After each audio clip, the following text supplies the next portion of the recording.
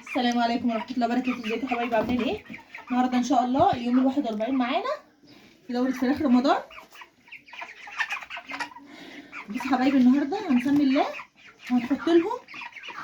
بصوا يا حبايبي، ده رز مسلوق زي ما اتعودنا كده بقى مع بعض، ان احنا ايه يعني كل ما يبقى عندنا رز كده بنحطه لهم. ودي بصلايه انا مخرطاها، بصلايه كبيره مخرطاها على ايدي علشان ما تنزلش بس ميه. تمام، هنحطه لهم هنا كده ونقلبه مع بعض ان شاء الله. اللهم بارك يا حبايبي. بصي يعني انا لسه ما حطيتش علف ولا اي حاجه. بصوا ما شاء الله بياكلوا منه ازاي. طيب هبتدي اضيف عليه كيلو العلف. ده كيلو علف من غير اي حاجه، من غير حته فول ولا دشيشه، لان الراجل قال لي شويه كده وبعتش خد الدشيشه وحته الفول، فانا قلت ايه افطرهم معاكم كده بالعلف، وبعدين شويه كده نجيب لهم الخلطه اللي احنا متعودين نعملها. هبتدي اقلبه كده مع بعضه.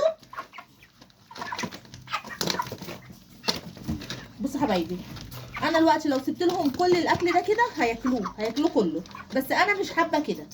حابه ان انا احط لهم الطاقه ياكلوها واسيبهم شويه بتاع ساعه كده يهدموا الاكل وارجع احط لهم تاني، او ساعتين كده يهدموا الاكل وارجع احط لهم تاني. كده احسن للطائر بتاعك. ليه؟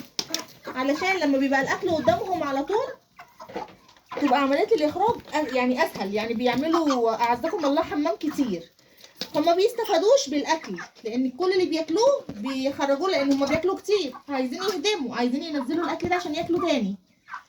لكن لما بنحوش عنهم الاكل شويه لحد ما يهدموا الاكل الطبيعي في جسمهم، ده بيخلوهم ان هما بيخشوا في ايه، في زي خوف كده، ان هما ان انت ما تحطلهمش اكل تاني، فيبتدي الاكل اللي تحطه لهم يخزنوه في جسمهم، فيرمي معاهم لحم.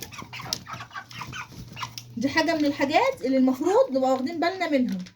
بس طبعا ما نعملش كده مع الكتاكيت اللي لسه جايبينها مثلا. بعمل الحركه دي من امتى؟ من بعد ما بيعدوا ال 20 يوم 25 يوم. ما بعملهاش وهم صغيرين، وهم كتاكيت لسه صغيرين بيبقوا محتاجين بروتين كتير، فما بشيلش الاكل تقريبا من قدامهم.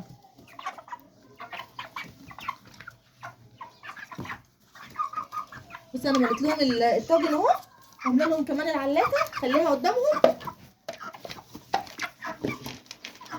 احنا دلوقتي بصوا حبايبي، احنا دلوقتي لسه الظهر ما اذنش.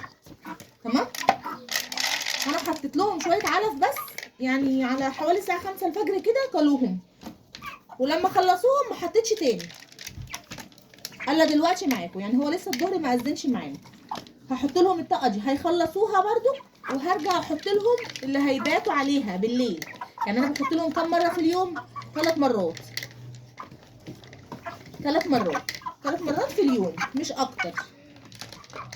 والحبه اللي ببيتهم عليها بسيبهم لحد الصبح، وبقوم الصبح بحط لهم على الفجر كده، وتاني طاقه بحطها لهم اللي هي ببقى بصورها معاكم يا حبايبي.